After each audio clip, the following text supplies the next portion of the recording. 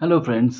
पिछले कुछ एपिसोड से मैं देख रहा हूँ ऐसा हो रहा है कि जब भी मैं शानोदा के ऊपर कोई वीडियो बना रहा हूँ, कुछ व्यूअर्स या तो अरिजीत सिंह को सामने ले आ रहे हैं या तो सोनू निगम को सामने ले आ रहे हैं कि उनके साथ कंपैरिजन कर रहे हैं वो बाई हुक और बाई क्रूक इधर उधर से लाकर कॉन्टेक्स्ट लाकर उसका ज़बरदस्ती एक बनाकर काफ़ी समय से मैं देख रहा हूँ क्योंकि मुझे वो उदित नारायण लास्ट एपिसोड मैंने उदित नारायण जी के साथ किया था कंपेयर। तो उसमें भी उदित नारायण को भूल कर लोग सोनू निगम या अरिजीत सिंह कौन बेटर है कौन नहीं उस पर बहस करना और ये सब चालू था। तो ये मुझे सरप्राइजिंग है कि जब मैं शानू दा की बात कर रहा हूँ तो इसमें सोनू निगम कहाँ से आ रहा है, क्योंकि पहली बात तो ये है कि शानू दा का अगर कोई टफ कॉम्पिटिटर उस दौर में था जिसमें जैसे मैं बोलता हूँ कि 90 से 91 से लेकर 97 98 तक शानू दा का पीक था, उस दौर में अगर कोई शानू दा का रियल कॉम्पिटिटर था तो वो है उदित नारायण जी। और उदित नारायण के स्टैंडर्ड का दर्जे का और उस सेम कंटेम्पोररी सेम उम्र का सिंगर सोनू निगम है नहीं। तो इसलिए सोनू निगम को लाना तो कोई कॉन्टेक्स्ट उसका बनता नहीं है। हाँ, ये बात ज़रूर है कि सोनू निगम और कुमार सानू का जो इरा है वो ओवरलैप होता है कहीं न कहीं, और जहाँ शानूदा के रहते हुए सोनू निगम ने स्टार्ट कर दिया था गाना, तो इसलिए कहीं न कहीं मैंने पहले भी एक एपिसोड बनाया था कंपेयरिंग शानूदा विद सोनू निगम। मैं ये नहीं कह रहा हूँ कि कंपेयर करना गलत है या कंपेयर नहीं हो सकता है, बट ये है कि जब मैं शानूदा का कंपेयर किसी और सिंगर से कर रहा हूँ या किसी और संदर्भ में शानूदा की बात कर रहा हूँ, उसमें ज़बरदस्ती सोनू निगम या अरिजीत सिंह को ले आना और उसमें बहस शुरू करना कि ये अच्छा है ये बुरा है, तो वहाँ पे वो चीज़ उसका कोई वैल्यू, मतलब वहाँ पर वो जगह नहीं है वो बात करने के लिए। वो it is not suitable for that kind of conversation in that place where I am not talking about comparison. और मैं सोनू निगम को ला नहीं रहा हूँ तो लोग ज़बरदस्ती ला रहे हैं। चूंकि बार बार ला रहे हैं तो मुझे लगा कि ठीक है, एक छोटा सा कंपेरिजन सोनू निगम के साथ शानू दा का मैं फिर कर दूं जिन्होंने पहला एपिसोड देखा नहीं होगा, या मे भी सम न्यू जानकारी जो मेरे दिमाग में आ रहा हो, या नए नए नए एंगल से एक उसको एक थोड़ा विचार करना कि सोनू निगम क्यों शानू दा के साथ कंपेयर नहीं होता है।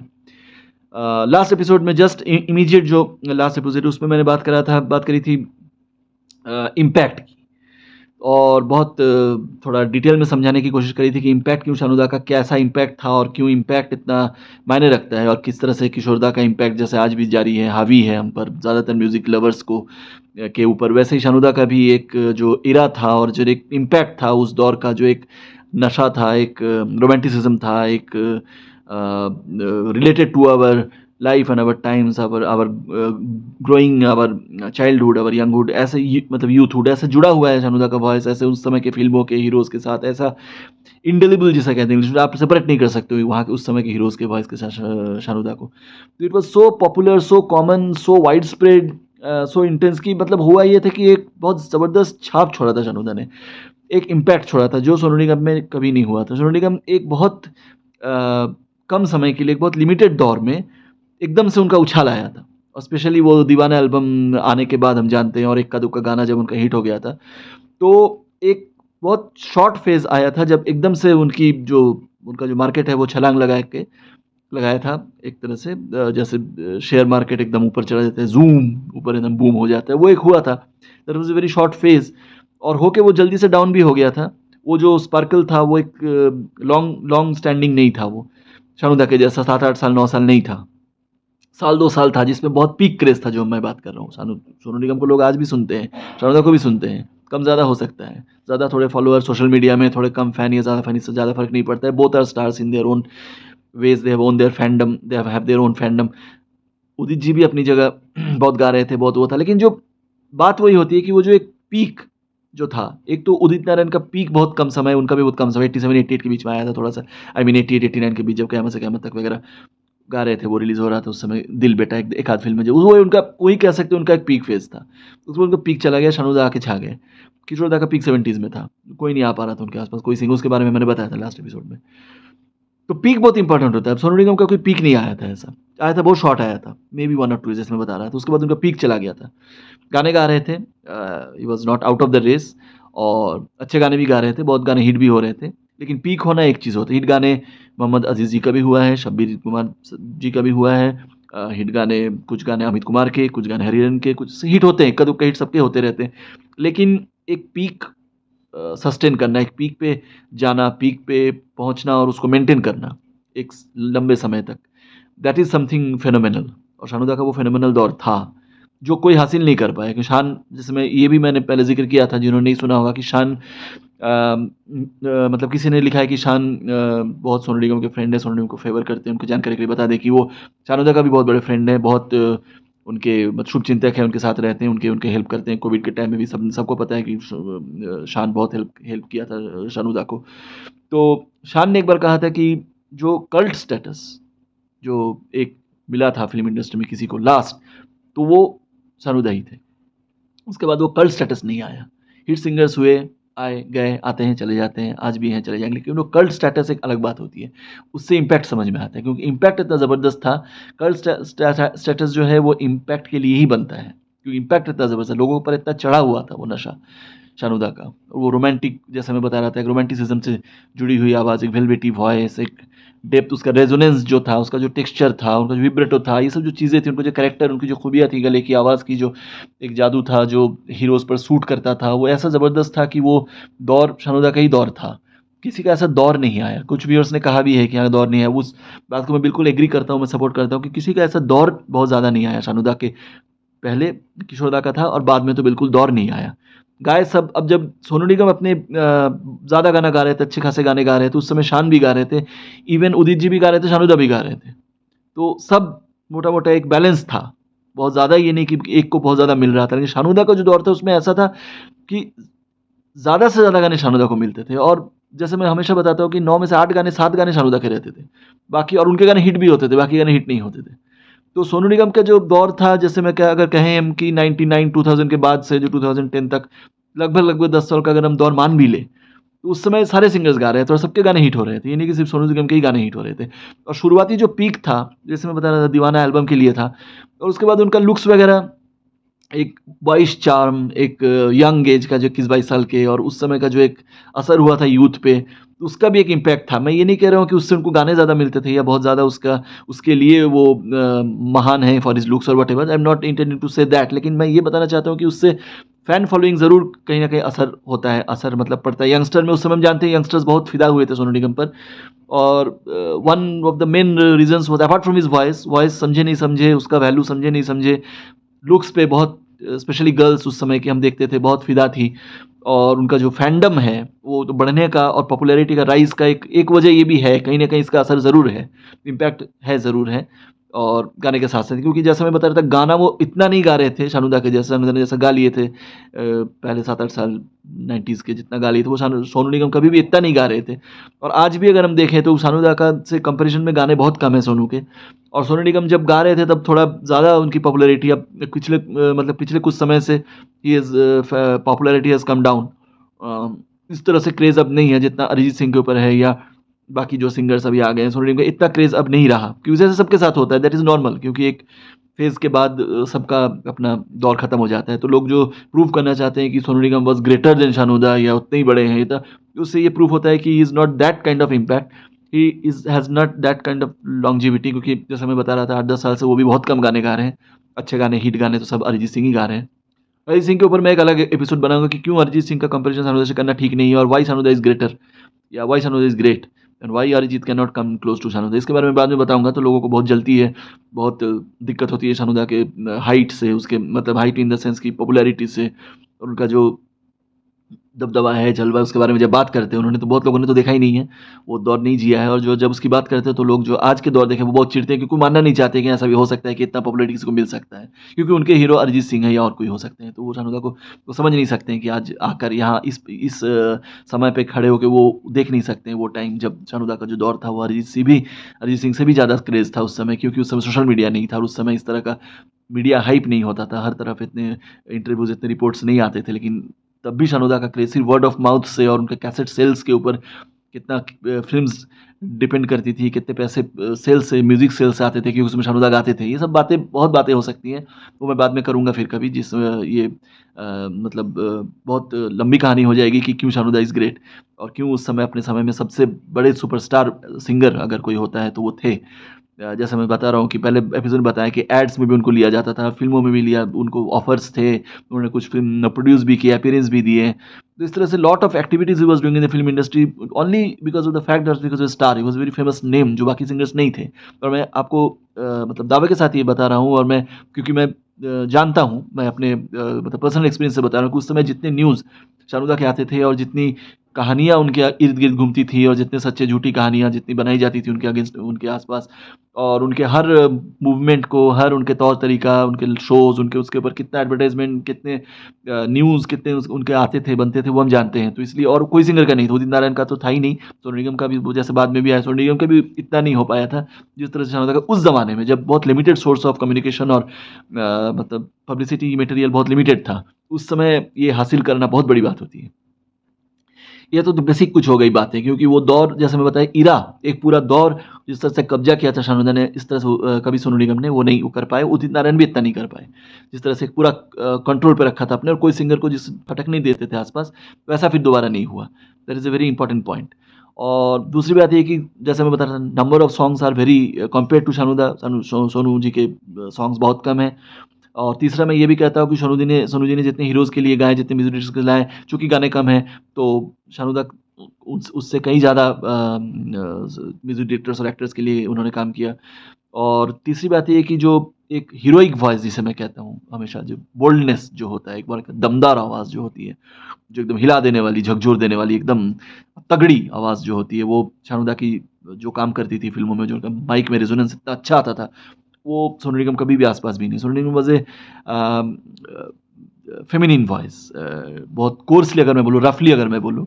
बाकी अलग बात है कि हाँ, उसमें कुछ देखिए सिंगर 2 वजह से फेमस अच्छे होते हैं। एक तो या तो उनका बहुत अच्छा क्लासिकल बेस रहे या उनके गले का टेक्सचर बहुत अच्छा रहे। कुछ सिंगर्स रहते हैं क्लासिकल बेस नहीं होता है ज़्यादा क्योंकि लेकिन टेक्सचर इतना अच्छा रहता है कि वो महान हो जाते हैं, जैसे किशोर दा। और कुछ का होता है कि टेक्सचर इतना अच्छा नहीं होता है लेकिन क्लासिकल बेस होते हैं इसलिए मन्ना डे साहब जैसे थे, इसलिए इनका उस तरह से उनको उस पायदान पे वो गए। तो इसी तरह सोनू निगम का मैं ये नहीं कहूँगा कि टेक्सचर या गले का जो कुछ स्ट्रॉन्ग कैरेक्टरिस्टिक कुछ ऐसा है। शानू दा का जो एक स्ट्रॉन्ग एक कैरेक्टर यूनिक कैरेक्टर्स थे वॉइस के जिसके बारे में मैंने अलग व्लॉग एक बनाया था, आपने देखा होगा जिन्होंने नहीं देखा देख सकते हैं जाकर। तो एक अलग कैरेक्टरिस्टिक वॉइस का एक अलग पिक्यूलियरिटी, अलग एक पहचान जो है, वो शानू दा ने बनाया था। सोनू निगम का स्पेशली शुरुआती दौर में तो था ही नहीं, वो थोड़े बहुत रफ़ी साहब, थोड़े बहुत मोहम्मद अज़ीज़ साहब, थोड़ा बहुत शब्बीर कुमार जी इनकी मिली-जुली एक आवाज़ लगती थी क्योंकि आवाज़ में ना तो वो दम, खम वो कभी भी नहीं हुआ।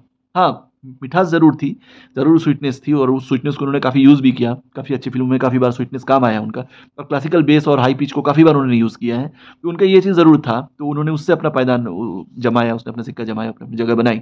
लेकिन शानू दा की अलग बात थी, शानू दा का classical is not that strong, semi classical हालाँकि वो गा लेते थे without any training, Sonu Nigam का तो ट्रेनिंग भी है, लेकिन शानू दा ऐसा कोई ख़ास ट्रेनिंग कभी लिया नहीं है, कुछ स्पेसिफिकली कोई क्लासिकल का, लेकिन तब भी वो क्लासिकल गा लेते थे। लेकिन हाँ, ऑब्वियसली सोनू निगम के पास क्लासिकल की बात करें तो Sonu Nigam has a stronger base, लेकिन अपार्ट फ्रॉम दैट जैसे शशि कपूर ने कहा था, इसका भी मैं इस बात का भी बहुत बार मैं ज़िक्र करता हूँ कि आनंद आना चाहिए सुनने में, जैसे किशोर दा के गाने सुनने में एक आनंद आता था, एक अलग टाइप की एक फीलिंग आती थी। यू रीच ए हाई, तो वो हाई आना शानू दा की आवाज़ में होता था, उसमें क्लासिकल की ज़रूरत नहीं है, उसमें ज़्यादा ज़रूरत होती है टेक्सचर की।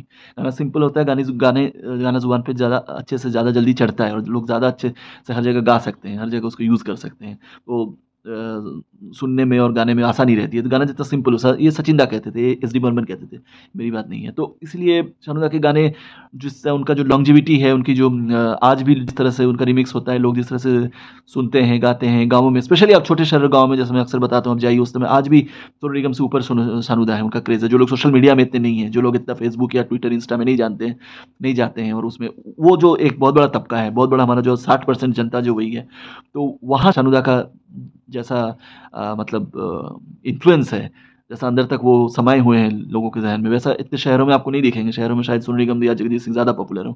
लेकिन जो एक्चुअल इंडियंस हैं, जो जनता है, आम जनता के जैसे मैं बताता हूँ हमेशा ट्रक ड्राइवर, चाय वाले और छोटे शॉप्स और गाँव में, कस्बों में आज भी शानू दा के गाने बजते हैं ज़्यादा। तो वो होता है इम्पैक्ट, ये होता है असर। आप ट्रेंड में, स्टाइल में तो आप सोनू निगम को सुन लोगे, उस समय के लिए वो सूटेबल हैं, ठीक है, वो गा लिए, उस म्यूज़िक के वो सूट कर गए, क्लासिकल गा दिए। तो एक समय में तो सब सिंगर हिट रहता है, लेकिन उसका जो इम्पैक्ट लंबे दौर तक चलता है, वो एक बहुत बड़ी बात होती है। उससे वो बाद में वो महानता उसके समझ में आता है कि वो एक सिंगर क्या था, कि क्यों आज भी लोग सोचा आशा ताई, लता मंगेशकर, इनके गाने क्यों सुनते हैं लोग? ये नहीं कि वो समय का दौर के सिंगर नहीं थे वो लोग। किशोर दा, वो लोग दौर के सिंगर नहीं थे, दौर के बाद भी उनका असर रहता है इस तरह क्योंकि वो अपने दौर में वो बहुत काबिल, बहुत माहिर, बहुत उच्च कोटि के और बहुत इम्पैक्ट वाले, बहुत टॉप पे थे। इसलिए उनका असर बाद में भी रहता है। ऐसे ही शानुदा के साथ हुआ। अगर शानुदा अपने समय में बहुत टॉप पे नहीं होते, तो आज उनका असर इतना नहीं होता। सोनू निगम का असर ऑलरेडी डाउन हो चुका है, जैसे मैं बता रहा था। पॉपुलैरिटी अब उतना नहीं है जितना 2000s में था। अरिजीत के आने के बाद वो काफ़ी डाउन हो गया, उनका पॉपुलैरिटी, गाने ही मिलने बंद हो गए। कितने गाने गा रहे हैं आप बताइए, आप मतलब 10 साल में आप 5-7 गाने सोनू निगम के अच्छे गाने, आप टॉप गाने आपको तो मिल पाएगा। तो दैट इज़ द इम्पैक्ट। और जैसे मैं बता रहा था हीरोइक वॉइस, वो जो शानुदा का था, वो कभी सोनू निगम का नहीं था। और वो विब्रेटो, जो बेस में जो स्ट्रॉन्ग एक बैरीटोन जो आता था गले का, जो एक टेक्सचर जो है, वो सोनू निगम का कभी भी नहीं हो पाया था। हालाँकि वो ट्राई करते थे, वो शुरुआती दौर में, इवन बाद में भी काफ़ी समय तक वो शानुदा को, वो खुद भी मानते हैं कि शानुदा वगैरह नाम लेते हैं सबका, ये मेरे गुरु हैं, इनसे मैंने बहुत कुछ सीखा है। तो वो विब्रेटो वो लाने की कोशिश करते थे, उन्होंने बहुत जगह ट्राई भी किया है, लेकिन थोड़ा डिफरेंट है। और वो स्ट्रेंथ, दम जो लो पिच में जो पावर आती है जो आवाज़ में, वो नहीं है सोनू निगम में। I haven't found that. वो आवाज़ उनकी पतली ही रहती है, आवाज़ उनकी थोड़ी वीक ही रहती है, स्पेशली लोअर नोट्स पे। वो स्ट्रॉन्ग नहीं हो पाता है जैसे शानुदा का अपने कंटेम्पोरेरी में सबसे ज़्यादा स्ट्रॉन्ग नोट था, स्ट्रॉन्ग आवाज़ थी लोअर नोट पे। ऊँचे नोट पे तो ठीक है स्ट्रॉन्ग जो है सो है, लोअर नोट पे स्ट्रॉन्ग होना बहुत बड़ी बात होती है। एक अलग ही यूनिक कैरेक्टर, बहुत बड़ा खूबी है ये बहुत बड़े गाने में, कि अगर आप नीचे की आवाज़ को आप मतलब पकड़ बनाए रख सको, तो इसमें भी वो आगे थे। तो हर मायने में आप देखिए गानों के नंबर में अ, बुलंद हीरोइक वॉइस के का अगर आप देखें वो भी नहीं, अगर आप विब्रेटो का देखें, अगर आप number of music directors and songs देखें, गाना ज़्यादा क्यों मिलता है? क्योंकि आप अच्छे गा रहे हो, आप इतने पॉपुलर हो, आपकी डिमांड इतनी ज़्यादा है, इसलिए आपको गाने ज़्यादा मिलते हैं। ये बात हमें समझना चाहिए। तो गाने किसी को कम मिला है तो ये नहीं कि कम मिला इसलिए कि क्योंकि वो चाहते नहीं थे गाना गाना, या फॉर सम अदर रीज़न। वो गाना इसलिए कम नहीं मिला क्योंकि गाना इसलिए कम मिलने लगा क्योंकि इम्पैक्ट धीरे-धीरे जाने लगा, इम्पैक्ट लोग सुनना बंद कर दिए, बोर हो गए, व्हाटएवर बी द रीज़न। तो ये एक बहुत बड़ा रीज़न है, क्योंकि अच्छा सिला मुझे, अब आपको एक बात बहुत अच्छे से याद रखना होगा। बहुत लोग कहते हैं कि सोनू निगम ने आके शानुदा का मार्केट खत्म कर दिया। ये बहुत पॉपुलर एक एलिगेशन है। जो लोग सोनू निगम के फैन्स हैं या हेटर्स ऑफ शानुदा हैं, वो लोग अक्सर बोलते हैं कि सोनू निगम ने आके मार्केट शानुदा का साफ कर दिया जब से सोनू निगम आए। But the fact is not that, क्योंकि आपको पता होगा कि सोनू निगम बहुत पहले से ही थे। सोनू निगम जब से शानुदा आए उसके आस-पास, उसके 1-2 साल बाद ही सोनू निगम बॉम्बे इंडस्ट्री में आ गए थे, और वो कोशिश कर रहे थे। उनको गाने मिल रहे थे, वो थोड़े बहुत गाने गा रहे थे, लेकिन वो हिट नहीं हो पा रहे थे, क्योंकि शानुदा का कब्ज़ा इतना ज़बरदस्त था, और शानुदा की आवाज़ उस समय इतनी सबलाइम थी कि उसमें कोई फ़ॉल्ट कभी ढूँढ ही नहीं सकता था उस वक़्त। आप जैसा गाना चाहो, जैसा गाना फेंक दो, वो मिनटों में वो गाकर चले जाते थे और गाना हिट होता था, गारंटी था। जैसे मैं बता रहा था, कैसेट सेल्स तक उनके नाम पे होता था, उनके गाने रहते थे, तब लोग फ़िल्म देखने आते थे हॉल्स में। तो ऐसा उनका दबदबा जलवा था। इसलिए ये नहीं कि सोनू निगम आकर शानुदा को हटा दिया, ये नहीं हो सकता, क्योंकि सोनू निगम लंबे समय से थे, स्ट्रगल कर रहे थे, शानुदा किसी को जगह नहीं दे रहे थे। 97-98 के बाद से जब शानुदा का थोड़ी-सी आवाज़ में गिरावट आई, शानुदा थोड़े दूसरे कामों में बिज़ी हो गए, फ़िल्में वगैरह करने लगे, कुछ और बिज़नेस इंटरेस्ट वगैरह में वो जाने लगे, म्यूज़िक वगैरह देने लगे। ये सब काम में जब वो उलझ गए, बंगाली फ़िल्म वो कर रहे थे, उसमें काफ़ी समय उनका उसमें चला गया, और गाना वो उस तरह से जितना वो एक्सपेक्ट कर रहे थे, उस तरह से उनको उसका वेटेज उनको मिला नहीं। तो इन सब वजह से सोनू निगम को एक मौका मिल गया। उदित नारायण भी थोड़े एजेड हो चले थे। शानुदा की आवाज़ में वो बात नहीं थी कि थोड़ा वो, अच्छा फिर वो जैसे मैं बता रहा था, गैप भी थोड़ा हो जा रहा था बीच में। तो इस वक़्त इन्होंने सोनू निगम को बुला-बुला कर डबिंग वगैरह करा कर उनको गानों को ले लेकर कुछ ऐसे उनकी शुरुआत हुई थी। तो ये नहीं कि जब शानुदा अपने पीक पे थे या फुल फॉर्म में थे, जब वो क्रीज़ पे थे, बैटिंग कर रहे थे, तब सोनू निगम आ गए, ऐसा नहीं है। शानुदा जब रिटायर्ड हर्ट हुए, या जब उनको जब रनर की ज़रूरत पड़ी, तब एक तरह से सोनू निगम आए, और इन्होंने अपना सेंचुरी जब बना लिया, शानुदा ने बना के जब चले गए, या डबल सेंचुरी जब इनका हो गया, उसके बाद सोनू ने खेलना शुरू किया। और सहवाग की तरह, या किसी का नाम नहीं मैं लेना चाहता हूँ, सभी अपनी जगह ठीक है, लेकिन बहुत जल्दी-जल्दी मारा, बहुत इधर-उधर छक्के-चौके लगाए, और वो जल्दी आउट होके चला गया। तो दोनों में अंतर होता है। ग्रेटनेस उससे होता है ज़्यादा, जो एक एक बंदा 150-200 रन बनाया क्रीज़ पे खड़े होके, और जब वो टायर्ड हो गया है, जो बहुत खेल लिया है, तो अब थोड़ा-सा वो रिफ्लेक्सेस थोड़े उसके वीक हो रहे हैं, खेल-खेल के बहुत देर से 4 घंटे 6 से वो खेल रहा है। तो एक नया प्लेयर आके वो थोड़ा जल्दी में 10-15 ओवर वो खेलकर, 8-10 ओवर खेलकर, थोड़ा जल्दी-जल्दी में, जल्दी रन की ज़रूरत है, बना दी। उस समय उसकी ज़रूरत, सोनू निगम ने अपना काम ठीक किया।